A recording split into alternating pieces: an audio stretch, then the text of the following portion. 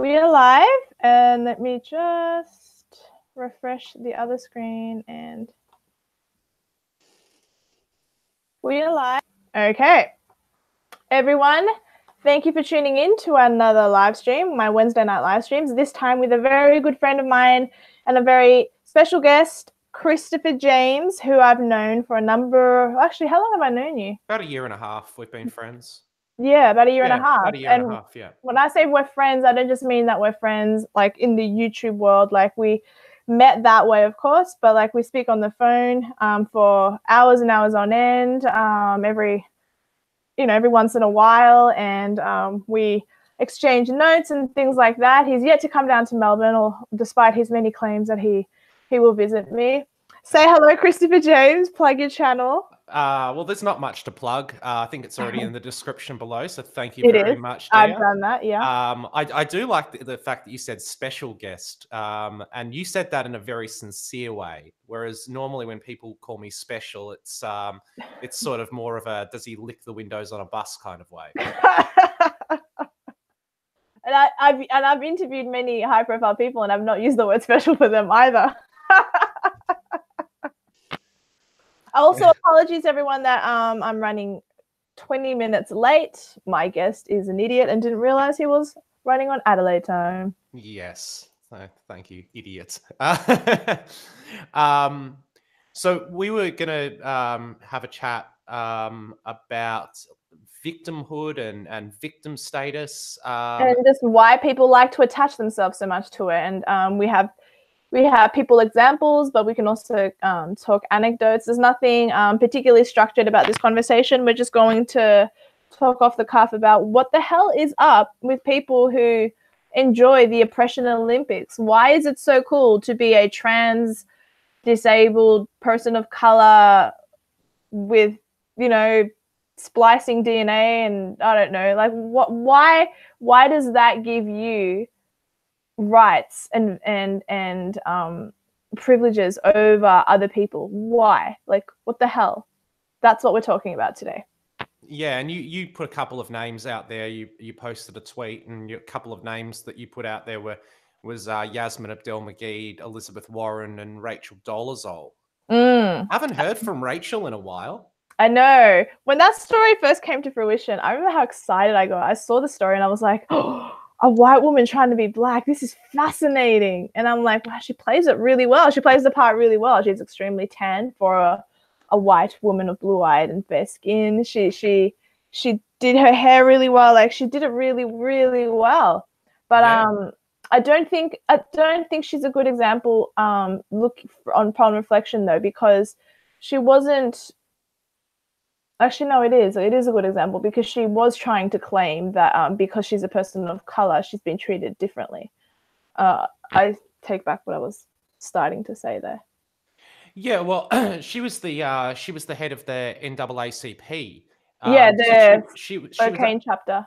So she was actually she was fighting the good fight for people, or in the sense of what the NAACP do, and whether or not you consider it a good fight or not. She was fighting the good fight for people of color. She was standing up for them. Yeah, she really got taken down a notch when it turned out that she looked like Carrot Top. Yeah, like people got really angry. The African American community got really angry at her. They said this is basically blackface, only it's blackface under a different guise. However, she did do a lot of good work as a trans black woman. She was very well intentioned in what she did. All she did was lie. It's like me walking around telling the whole world I'm Chinese. Does that really bother people? What would be so wrong, as stupid as it is and as unfactual and unbased in reality as it is, what would be so wrong with me walking around telling everyone I'm Chinese? Like, if we're all part of the one human race, why does it really matter what she did? But the reason it matters is because black and white has a very it clashes in this world. People want it to matter, and because people want it to matter, it mattered. Did you see the guy? This is a story from about a year ago. There's a guy. His name is Jadu, JA space DU. No. I know it sounds like the worst rap name ever, but Jadu was formerly known as Adam. He's from Florida until he started identifying as Filipino. Oh, yes. Sorry, are you saying that? Then I now know. I'm like, he identified as Filipino, and I'm just like thinking in my head, why? That is the most random race to have chosen. It's like you identifying as Pakistani. Like, what? Well, I suppose. I mean, I don't want to be insulting or crass here, but I suppose identifying as Filipino. I don't know. It would be a logical choice. It's not that far fetched. Like if you had a small penis and you liked eating what we think of as domestic animals, it would be perfectly logical. Much like if you were a low IQ individual who liked to fuck your first cousin, identifying as Pakistani probably wouldn't be that much of a stretch. Stop it. Well, the truth is though, it's not just about this Jadu fellow, because there is a woman who identifies as a cat. There is a 56-year-old man who left his wife and children who identifies as a 6-year-old girl. Oh, that guy's sick. Trans, yeah. Well, it's like trans age and trans. Yeah, well, yeah. That was a story from Canada that came out a few years ago. Was it Canadian, was it? Canadian. Okay. I saw it on Crowder. Yeah, I think that's from about 2015. And this guy went to live with an adopted family. Yes, they adopted him as an adult 6-year-old girl. Yeah. So stupid.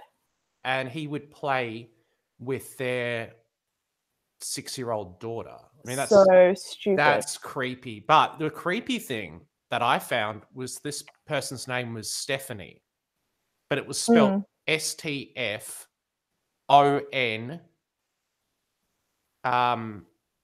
Or ONEE, or it was basically like if you broke it apart, it was Steph on knee, as in on knee. Oh yeah, you're not wrong. That's right. I remember that. You're right. Steph, and they were saying Steph on me because Crowder was saying Steph on me, and they were laughing at the fact that and also as a 6-year-old girl, he had been making out with a woman. So really?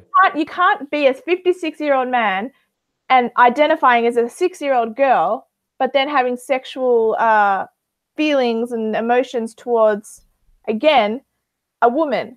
You're either 6 years old or you're not. And he obviously isn't. He knows he isn't. Well, he's not biologically 6 years old, so, But he's not mentally either. He's just a dickhead. No, so he would have. I mean, the guy had 3 children and an estranged wife. This is my issue.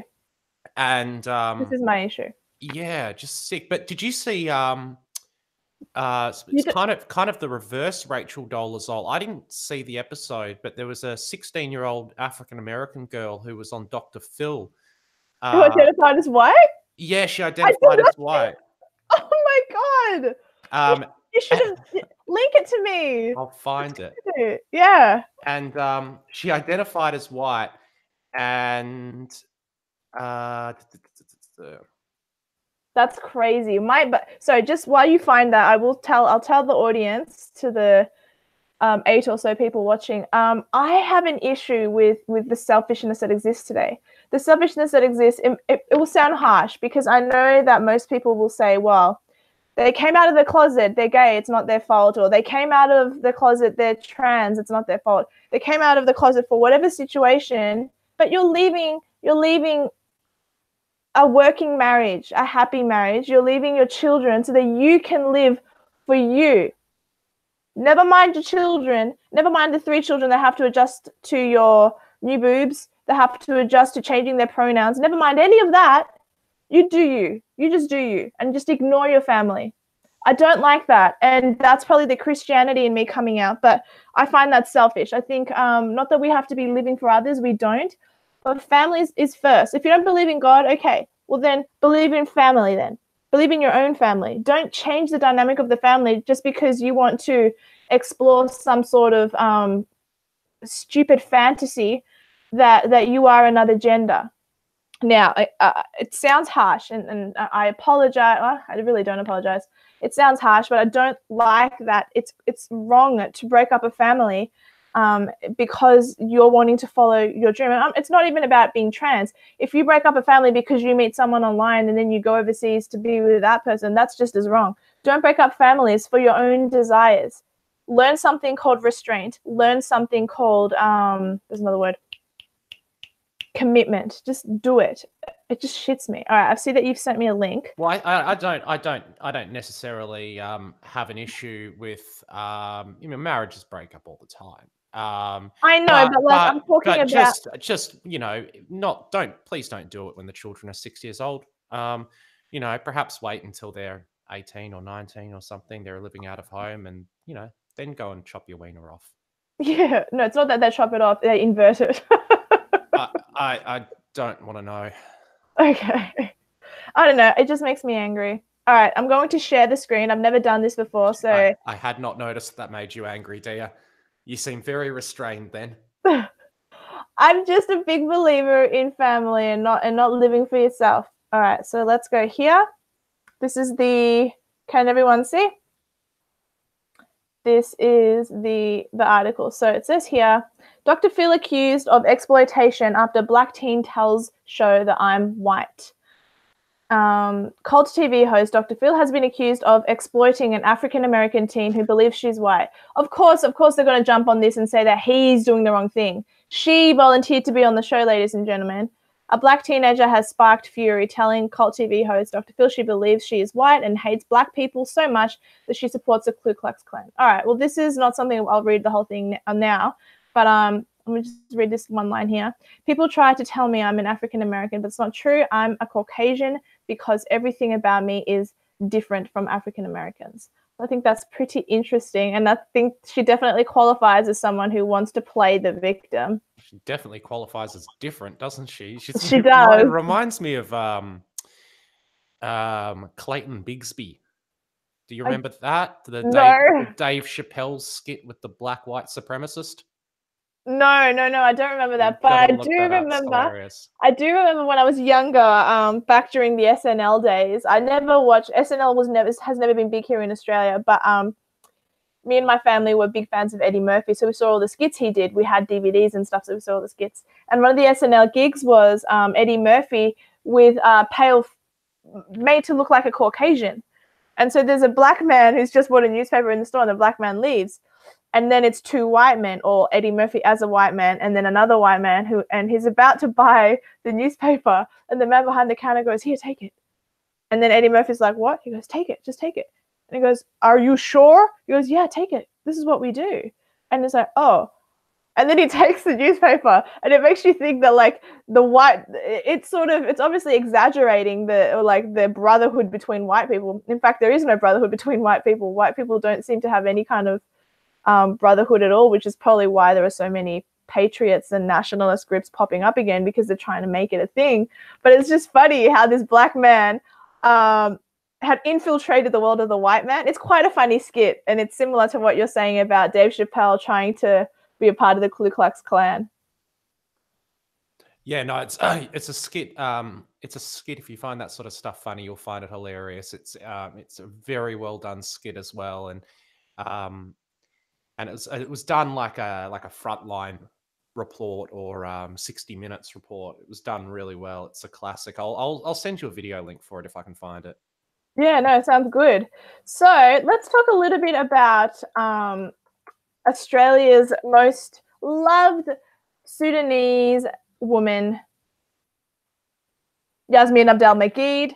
Why do you think she's a good candidate for this victim narrative we're talking about today? Well, I mean, I think it was your idea to have a chat about her. But do you think she's a good candidate? Like, yeah, 100%, 100%. I think sort of she's been handed everything on a silver platter. Absolutely everything, from a taxpayer job to funded book tour to gigs on the ABC. She's well and truly had a very, very good run. That's not to say that she hasn't. I've met her too. Most likely put in a lot of hard work to get where she is, but to a degree that may be true. A degree, but for sure, she's definitely had definitely had had an easy ride there in terms of getting these good gigs and getting these good jobs. But for her to then um, claim that she's oppressed as an individual Is a lie. based on the color of her skin or her Yeah, ethnicity is, yes, correct. It's complete falsehood. Sh- completely.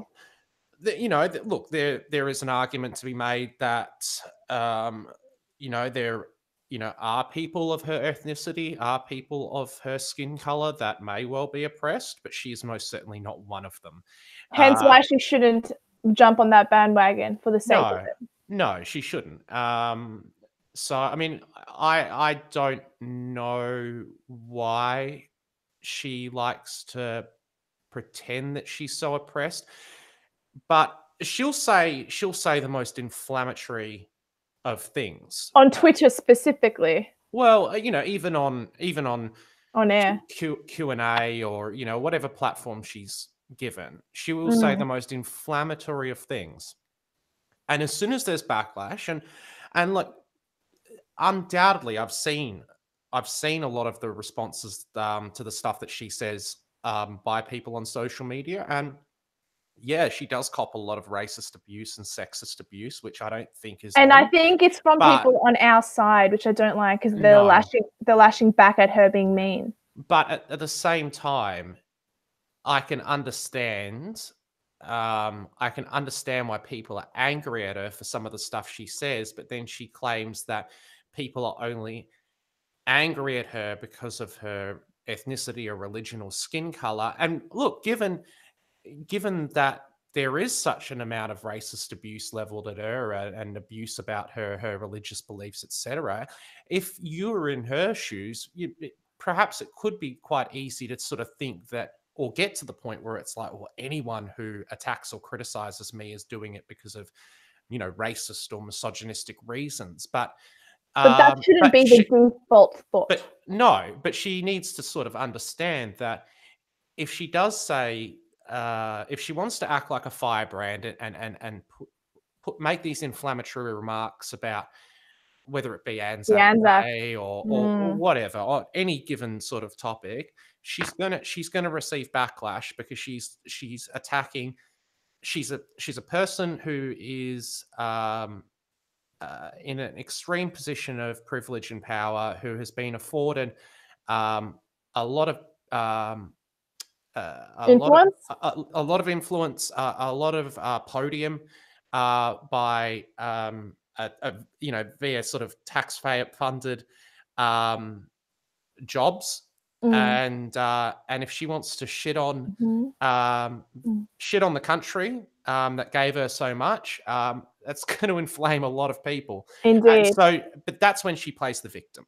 That's when she plays the victim. She plays the victim um, whenever any level of disagreement is directed her way, and you see this time and time again. This happened And when I met her, which I'll get into that in a second. Keep well, going. I think it's also an easy out. Mm. Um, so eh, I remember Julia Gillard did this quite a lot.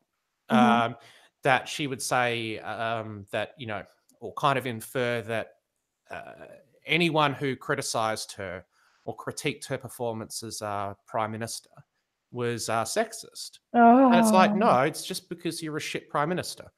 Um, but I think playing the victim gives people an easy out, and people that's people like it. You've hit people, the nail on the head. We can end the live stream now. but Give them people an easy out. Bam. people also like sympathy as well. Yeah.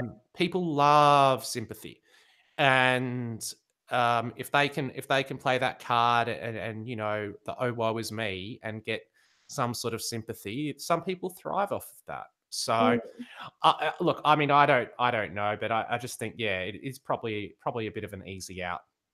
I would agree with you. I just wanted to say, okay, so someone in the chat just asked me, uh, what is she like in person, dear? So I'll tell you what happened. Myself, Chris here, and another friend of ours, Scott, were we had a pretty good idea. It was actually, I think, Chris's idea to begin with, that we were going to go to an event where Yasmin Abdel Meguid was being honored, and that I would record something and basically record her, and we would have a funny video about like the things she said, whether it was on stage or whether it was through a conversation or whatever it was. I ended up going with my friend Scott. Chris was indisposed at the time. And so I went over and I met her, and I started talking to her, and I said, "Oh, hi, how are you?" And I gave her a big hug, and she hugged me back. And I said, "You look really beautiful. You look so pretty." She said, "Oh, thank you. So do you." And I said, "Oh, no worries." And then I prepped her with my question. I said, "Would you mind if I asked you a question?" She goes, "Oh, about what?" I said, "Just about things that you've said in the past on Twitter about Anzacs and about white people." And then her face very quickly turned sour, and she went, "Yeah, no, I'd rather you not. What news company are you affiliated with? Thank you." That's what she said. She goes, "What news corporation are you affiliated with?" And I said, "I'm not affiliated with any news company. I'm an individual YouTuber." And she goes, "Who told you to ask these questions?" And I said, "No one." I said, "I'm just genuinely interested as to why you say the things that you say." She goes, "Well, I'm not interested. Thank you." And then I'm like, "Okay." And then I walked away. And that's everything that happened. And I have the footage, but I haven't done anything with it because the person who's supposed to help me with it, he hasn't sent me. He hasn't helped me with it because he's been really busy producing videos for others. But anyway, so that hopefully that answers the questions of the people in the chat. But she was lovely. She was polite. She is pretty. I just think that, you know, this woman is like an engineer, a civil engineer, and she's intelligent on her own, but then she just makes herself look really stupid when she says things like Islam is the most feminist religion ever. Like, and she's been afforded every opportunity in this country. But if she were to go back to Sudan, it would be a very different story. And I just don't think you should shit on the country that has opened doors for you. You know, you should be thankful and, you know, just ride the waves. You don't even have to be political if you don't want to. Just, you know, keep your mouth shut and be thankful. Yeah. But you know, she's always sort of struck me as somebody who would be quite cordial in real life and quite polite. And I think when I first started using Twitter and I didn't really know the sort of rules of engagement and how you do interact with people if you don't want to be an idiot, that someone had said something in a tweet and tagged me in it, and then I made a remark and I tagged Yasmin in it. And it was a tweet or something. It was something that was critical about her, and the way she responded back a couple of times, and I just thought, you know what, for the fact that I disagree with so much stuff that comes out of that woman's mouth, she's a pretty good sport. she can be like, yeah, credit where credit is due. In that instance, in that one interaction, albeit, you know, it was just on Twitter. Yeah, the interaction that I had with her, she was definitely a good sport. So yeah, that's good. That's credit good. where credit's due, I suppose. Do you think we should do a screen share and I should show that video that you said about Dave Chappelle? Is it worth sharing? It is, but I think it's copyrighted. So oh, okay, sure. Then yeah. I won't share it. Yeah, you might not want to share it because I think anything that's on YouTube of that clip would be already put up there without the you know, without the proper authority. I mean, I don't care either way. But you just don't want me to get in trouble. Yeah, no worries. Well, oh, good. Well, let's talk a little bit about Elizabeth Warren. She is Native American, and she's been honking that horn since she got into politics. She even was on Stephen Colbert. Now, I used to be a big fan of Stephen Colbert. He's funny. He's a man of faith. He took over for David Letterman. David Letterman, I love, not him as a person, but the show. I love the Letterman, the late night show, whatever the hell it's called, Letterman Tonight, Late Night Tonight, whatever the hell it is, the Late Show. And Stephen Colbert. It was called The Late Show. And Late Show. It's still The Late Show, but with Colbert as host. With Colbert. Okay. So I usually love that style, the Letterman style of late night show. The new style, the Stephen Colbert style. It's like it's just, I don't know, the studio. I don't like the way it's set. It's all blue and red. It doesn't have the same feel that Letterman had, and it's just not funny. And Stephen Colbert, all of his jokes are like against Trump, and it's just pathetic. And then he has Elizabeth Warren on the show to validate her. He's there to validate her as to, oh, well, he's being racist towards me. He's called me Pocahontas. How dare he? My family is this and my family is that. And it turns out that she's got less than something of a percentage of Native American ancestry. It's funny. What do you think about this whole thing? We'll jump. I think she had. I think it was. What was it like? One. I remember when the DNA test results came out, and she's vindicated. And it was hilarious on Twitter. But I think it was like one, and it was everyone was putting 1//1024. I think it was. So I don't know how to say that in a mathematical way, but yeah, she's got fuck all Native American blood, and I saw. You just swore. I'm probably more Native American than she is. I saw. I'm 22%. You are? Yeah. So you're more Native American than Pocahontas. Yeah, well, because if you're Colombian, if you have any South American ancestry, you are going to have Native American ancestry. I mean, the other half of me, the Spaniards, we raped the natives. Yeah, so, of course you did. That's what half of my people did. Fucking rapist. I saw they had some Indian chief, or I don't know, some tribal leader or something on some television show on Fox or something, and he was saying that they wouldn't even recognize her as Native American. Like, good, based on I mean, it could, that small percentage of Native American ancestry, I mean, that could be a DNA test error quite easily. It could be a false positive. You're right. Yeah, it could be that somebody somewhere along the line in her family shook hands with an Indian. Probably the amount, maybe, maybe kissed an Indian. That's probably about it. Like, but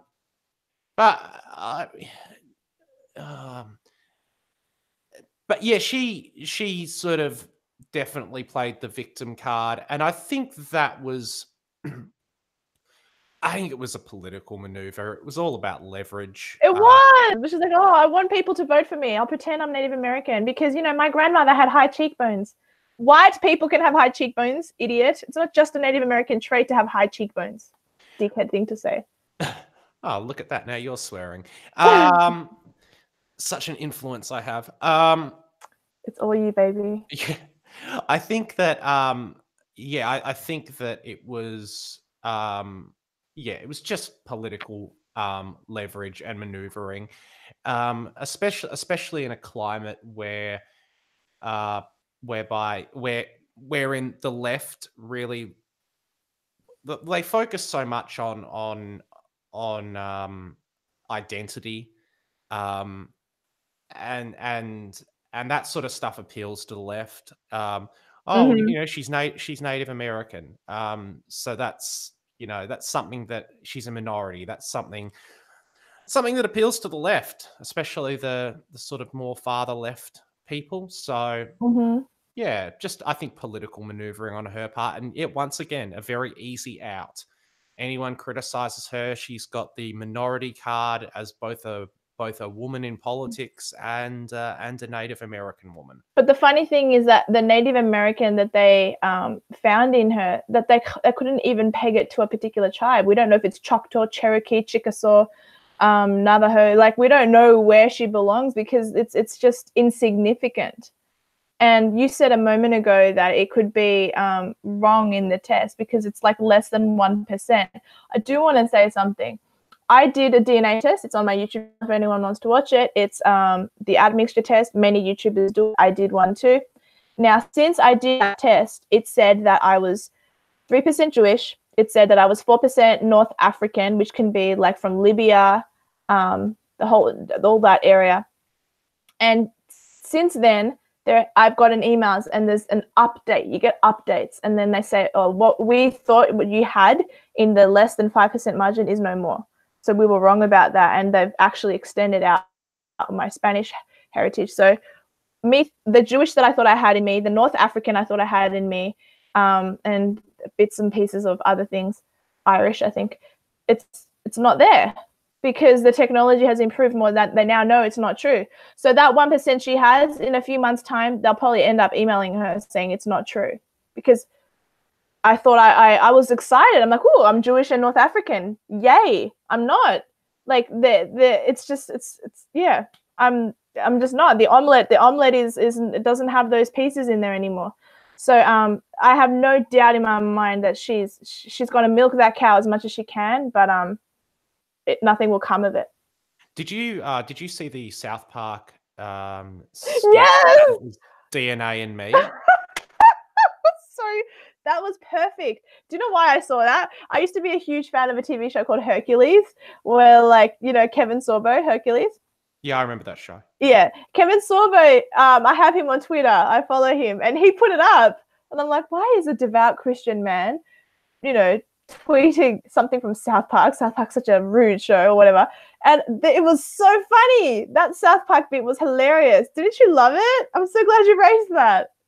Well, I think South Park really sort of in that skit really summed up that victim complex that people want to have. Yes. And I think the other part of the whole victim thing is that some people are so sort of insecure in themselves, or they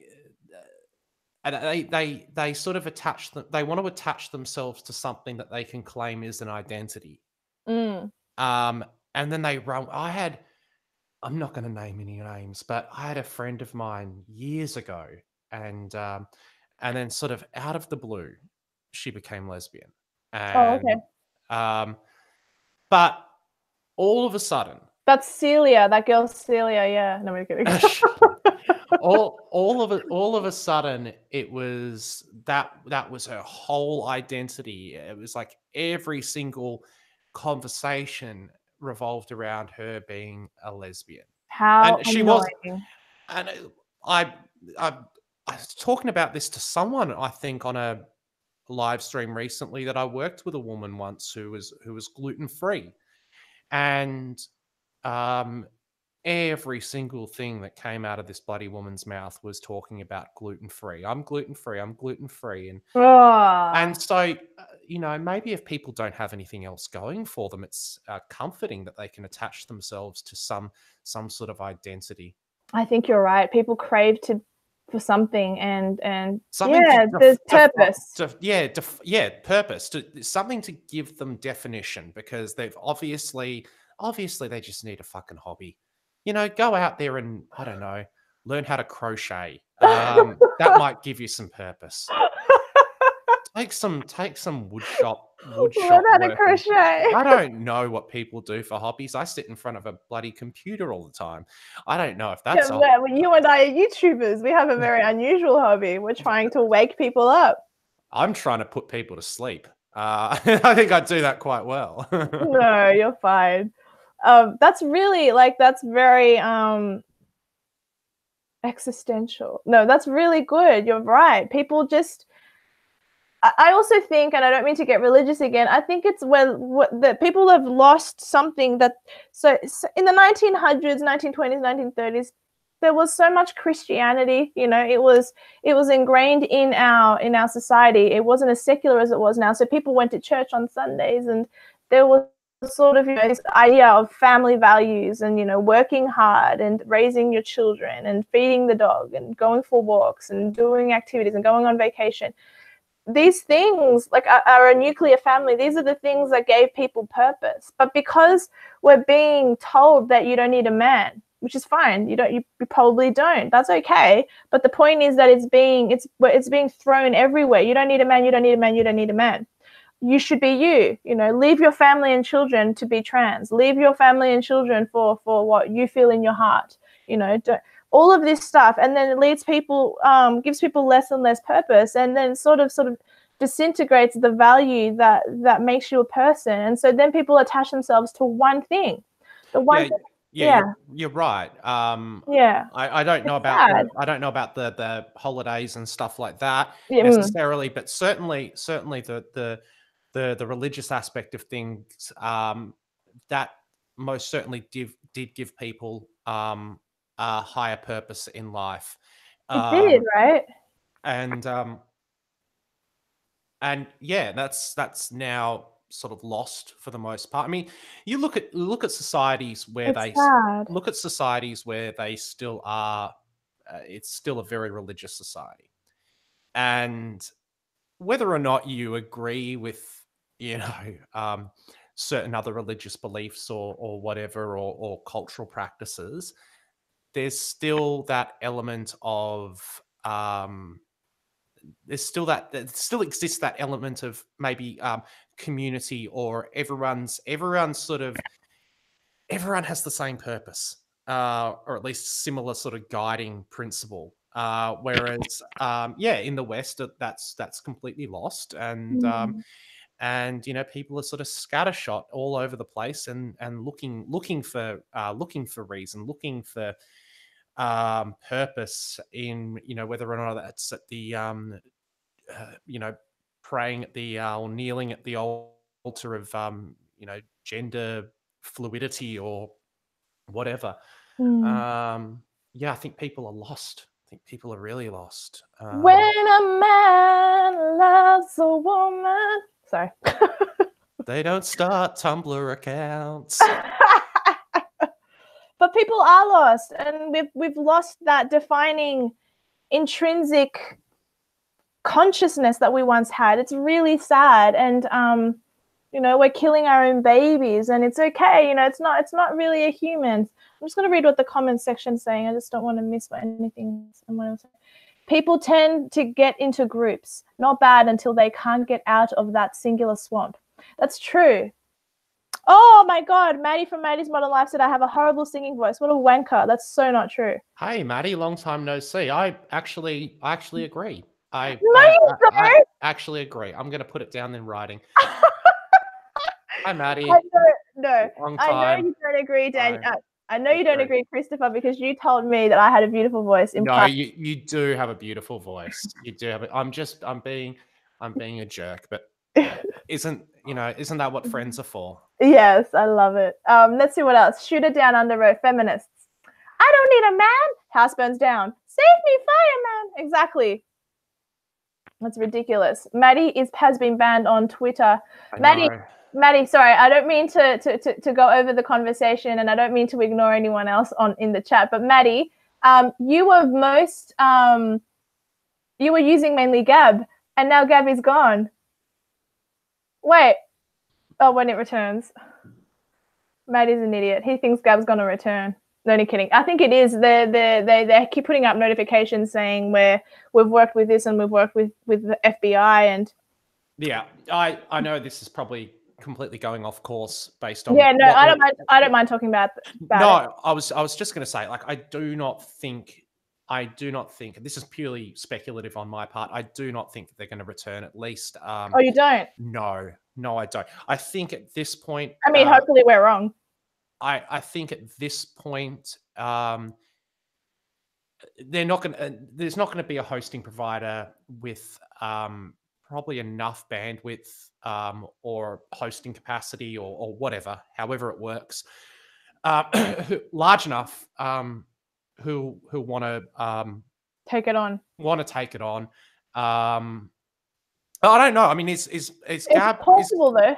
is Gab decentralized? Is Gab blockchain technology? I can't remember, but I don't think they're going to come back. I think that We still have Minds.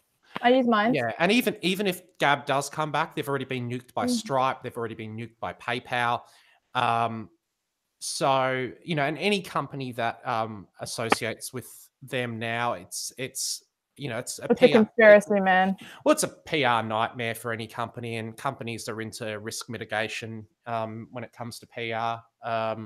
I think, as I said, I'm being purely speculative here. I don't want to be a Debbie Downer, but I do think that probably the only way for it to exist at this point would be in some sort of, I don't know, deep web capacity. Perhaps. Perhaps. But yeah, I don't know.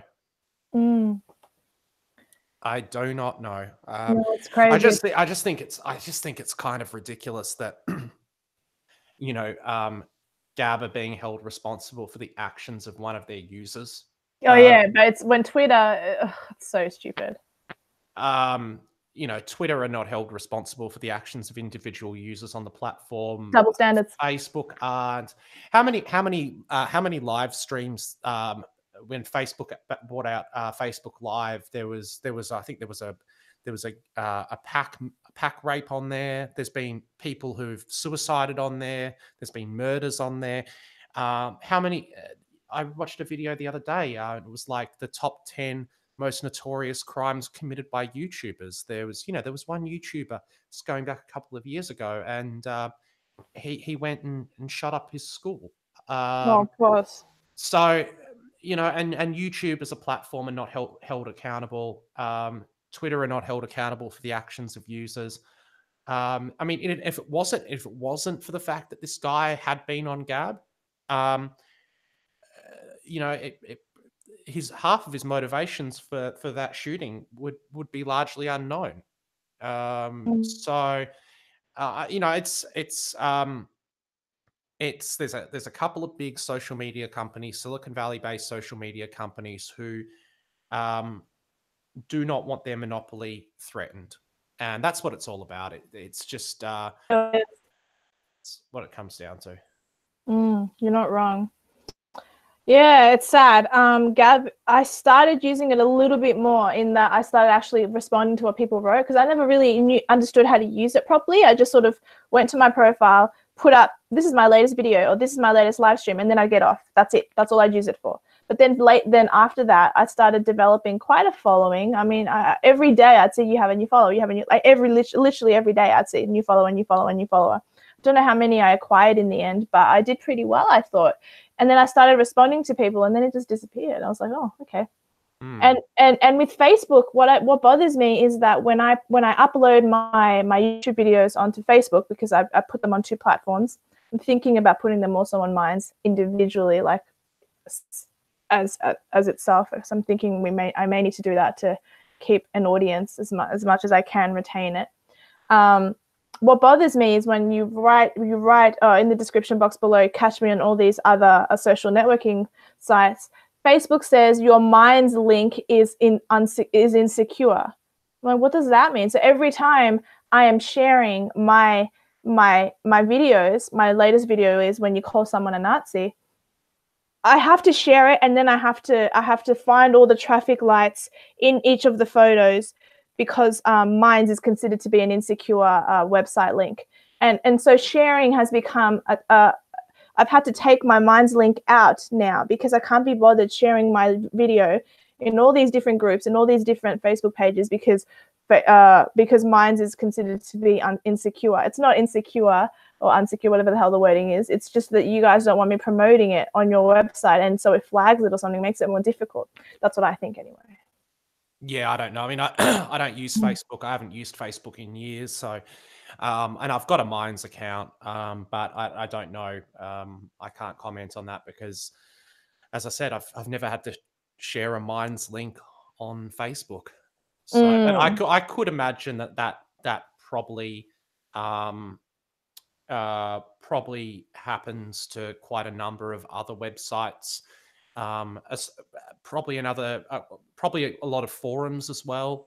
If you're posting a link to a forum on Facebook, and I don't necessarily think that it would be that Facebook don't want these other platforms being promoted. Of course, I they don't don't want. know. That was just me spitballing. Yeah, I think it would probably be more like it's maybe it's not secure because Facebook can't, um, under their terms of service and under their policies, end user policies, that they don't want to be, or they don't want to get in trouble maybe for content that other people may see on these other platforms, which maybe don't have quite as stringent rules as they. I'm not sure.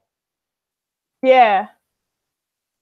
Have you heard of Steam It? I have. I actually have it, but I cannot access it for the life of me. I've never Really heard of it. annoying. I'm going to look it up now. There is a young lady that I follow.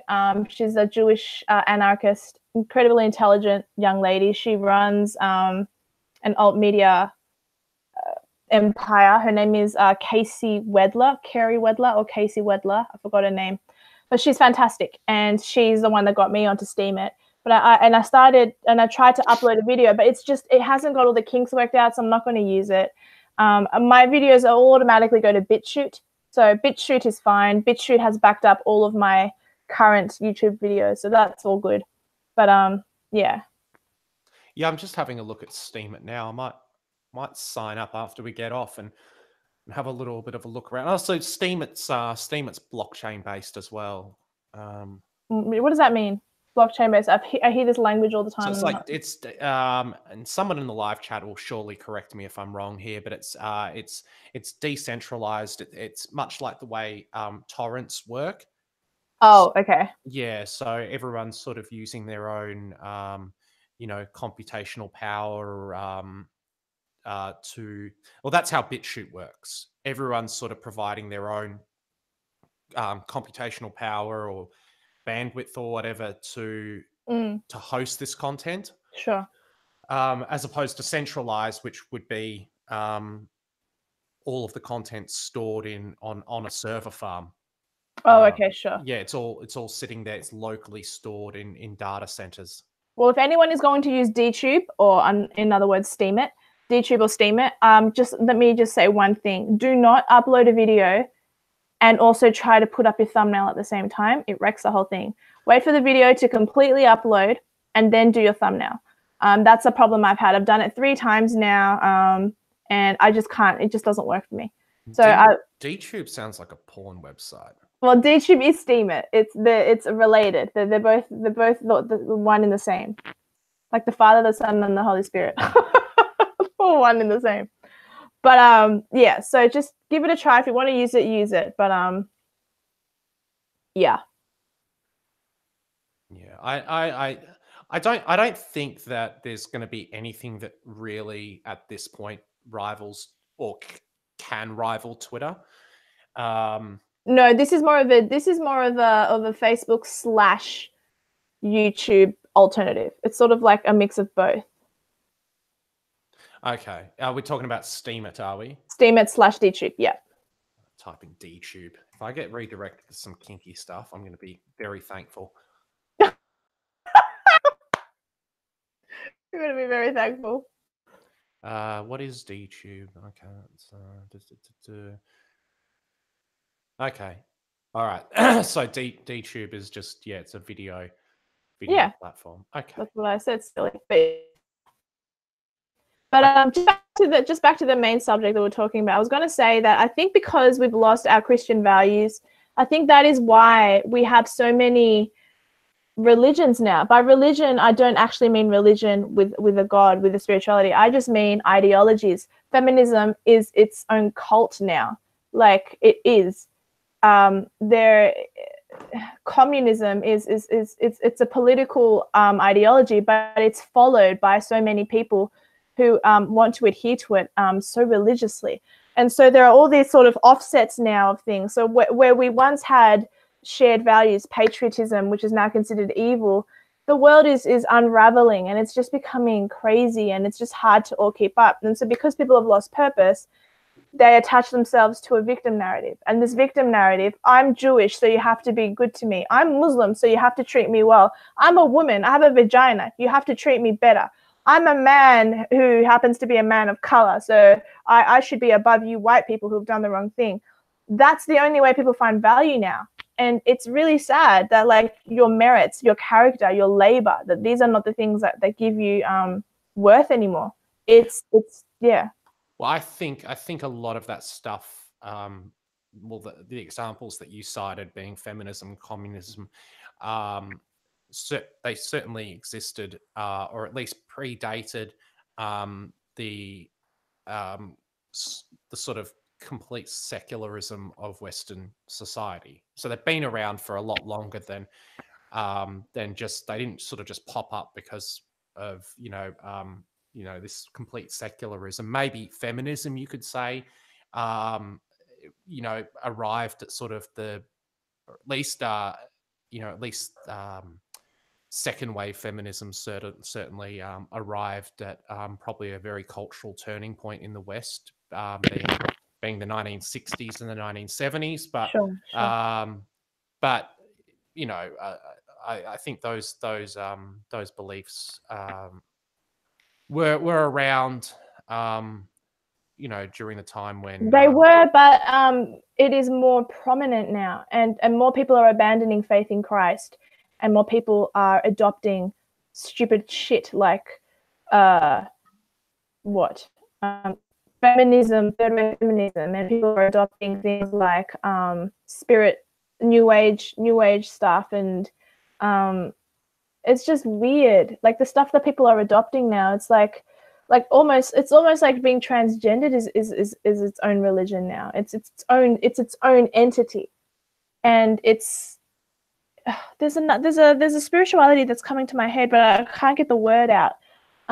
It's like you identify as, I forgot. Anyway, you identify as some sort of a spirit animal, and I forgot what the word for that is. But like, there are all these weird fake religions now. It's just unraveling. Alfred Dickson wrote 60s, 70s, the downturn spiral of Western civilization. Yeah, probably. I'd say maybe, yeah.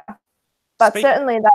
Speaking of new religions, if anyone's watching right now, or anyone in the group chat would like to have a private discussion with me about the religion that I'm starting, feel free to DM me.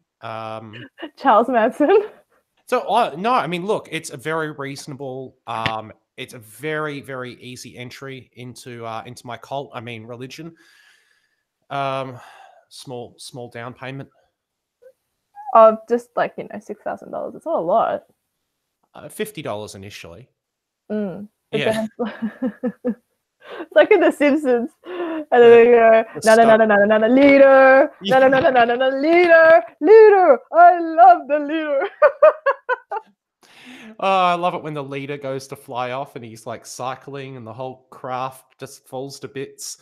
And he's holding the suitcases of money. Exactly. It's so good. And it's like, and then he goes, there is no God. Oh my God. Oh my God. I love The Simpsons. There's a Simpsons episode for pretty much everything. It really is. Speaking of sort of crazy victim craziness. Yes, that's what we're talking about today. It's not quite. Well, maybe it is. Have you seen Ben and Jerry's new ice cream flavor? No. Okay, so their new ice cream flavor is it's called Pecan Resist. So I'm guessing that's a like Pecan Resist. Pecan Resist means. And what are people up in arms about this? It's Pecan Resist would be we can resist. Oh no, it's an ice cream flavor to resist Trump. Someone wrote #resist.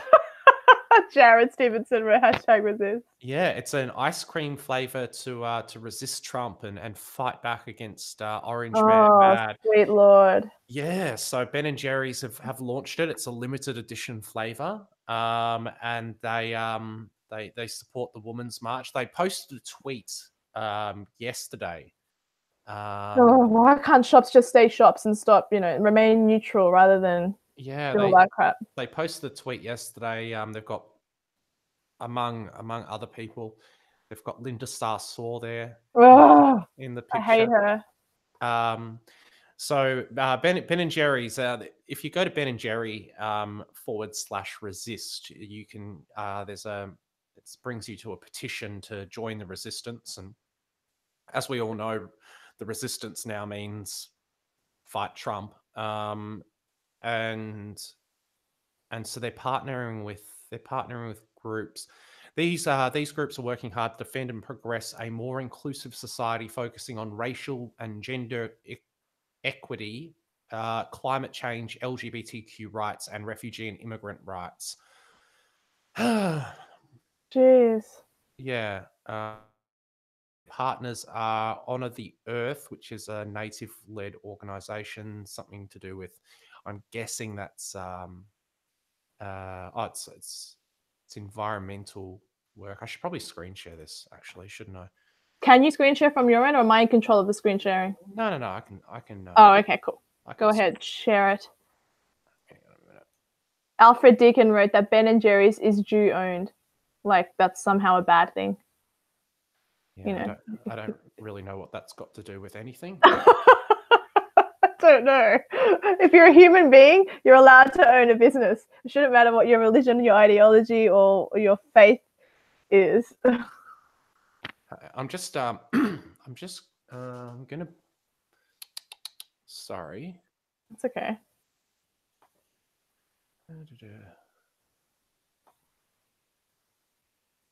I've fallen down a rabbit hole. Have you? Yeah, can't get out of it. What rabbit hole are you in now? Apparently, there is a man named Admiral Byrd. Have you heard of Admiral Byrd? No. Admiral Byrd in 1947 flew to Antarctica. No! You're down. No, you've become a flat earther. No, I'm not a flat earther. I promise I'm not a flat earther. Oh no. No, baby. I don't think I believe it. But it is interesting, that's all. It's fun. It's like a whole nother world in YouTube itself. And then like they talk about how the flat earth world. No.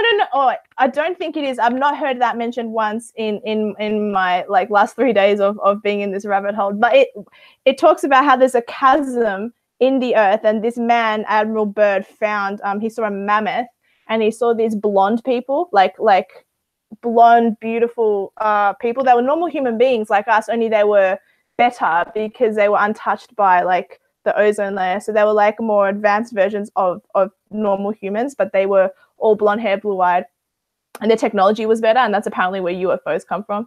I don't know. Jesus Christ, it sounds like a white version of Wakanda.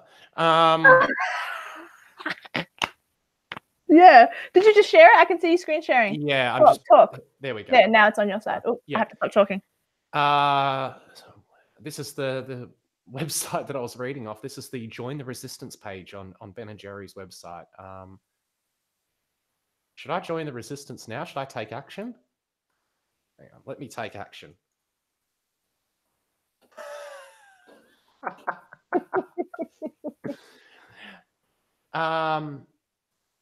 Yeah, so these are the partners here: Women's March, Color of Change, and Netta.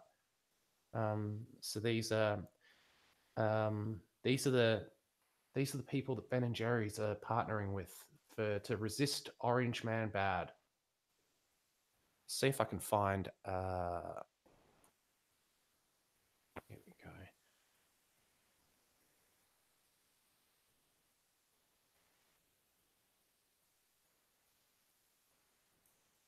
There we go. Can you see that? I'm gonna instead on your screen. Talk. I can't see anything. Talk. All right. I've stopped sharing. Oh. But I saw the majority of it, and then towards the end I couldn't see the last bit. All right. Can you how do we bring the cameras back here properly? Oh, I've got the chat talking about my rabbit hole now. I didn't mean for it to. I just mentioned it in passing off the cuff. I don't think it's not true. Everyone, relax.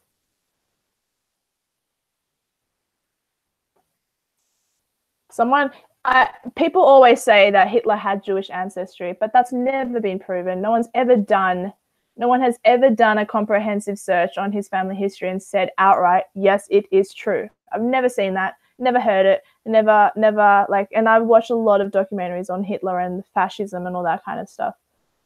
So that's just not true. I don't think the Jewish thing is true. I think it's just an old wives' tale, like saying that daddy long legs are actually the most poisonous spider, but because they can't reach you, you'll never know what the venom is like. It's just, I don't think it's true. You know what it's like, though. People just believe these were old wives' tales and go, oh, he was actually this, he was actually that. And whether he died or not, that's irrelevant to what we're discussing today anyway. But I don't think he died. I think he was a lot smarter than that. But his body was never found. And anyway, let's get off this subject. Why not? Give the Jew haters exactly what they want, dear. I always get like these people on my chat. It's funny. I always get Jew haters. I don't hate anyone. I love everyone. I'm a Christian. I love everyone. And up until a few weeks ago, I thought I was 3% Jewish, but I'm nothing. Just Spanish. You're the Elizabeth Warren of Jews. That's a good title. The Elizabeth Warren of Jews. Could you put that on your Twitter bio, please? Oh my god, I should, just to be funny. The Elizabeth Warren of Jews. Oh my god, that's so funny. I'm actually going to do that. Awesome. That's so funny. Oh my god. Anyway, yeah, Maddie loves it. Maddie, that's great, Chris. Elizabeth. Oh, that's good. I think we've done our full hour. Yeah, I think we have. Yeah. Yeah. So I think at the point that I call you the Elizabeth Warren of Jews, this stream is officially done. We's out. Next week, guys, join me for my guest. He is Blair Cottrell. He will be on my channel next Wednesday. We'll just be discussing the state of Australia. Everyone also, I put Chris's links in the description box below. So please follow him on Twitter. He's fantastic. He's really funny on Twitter. Subscribe to his YouTube channel and you'll see me pop up on his channel because I've done a couple of live streams with him. I don't know how many of them are active. Wow. I don't know. At least one. I was looking at my YouTube channel the other day and I was just like, fuck, there's about a good 40 videos on here and there's only about 4 of them that are live. And even those 4 that are live are really bad. It's just me talking to people. I need to learn from you, dear. I need to start having talking points instead of just relying purely on my conversational abilities, which, let's be honest, are not that great. I think you talk beautifully and you're funny. I'm the Elizabeth Warren of Jews. You know what I mean? Alfred Deakin, my Hitler supporter, wants to know if you are Jewish. He says it's make or break. I don't know. I mean, is it the difference between him wanting to send me to a gas chamber or not? No. I don't think he wants to send you to a gas chamber.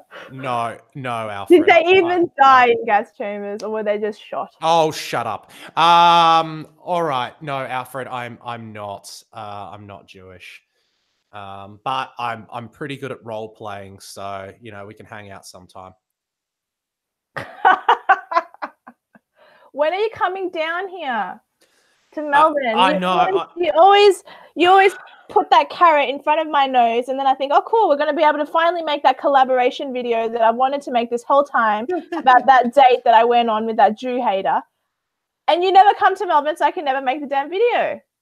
Yeah, okay. All right. Well, I'm definitely at this point in time going to be in Melbourne like mid-November, I think. So mid-November. No, well, no, because I'll tell you off camera, but off All right. screen. But yeah, I should be in Melbourne mid-November. Okay, sounds good. All right. Well, I am over and out, guys. Tune in next Wednesday for my guest Blair Cottrell, and please subscribe to Chris's YouTube. And yeah, that's it. I will. Okay, I'm gonna go now. I don't know what else to say. It's awkward. Bye-bye. Bye. Bye. Bye.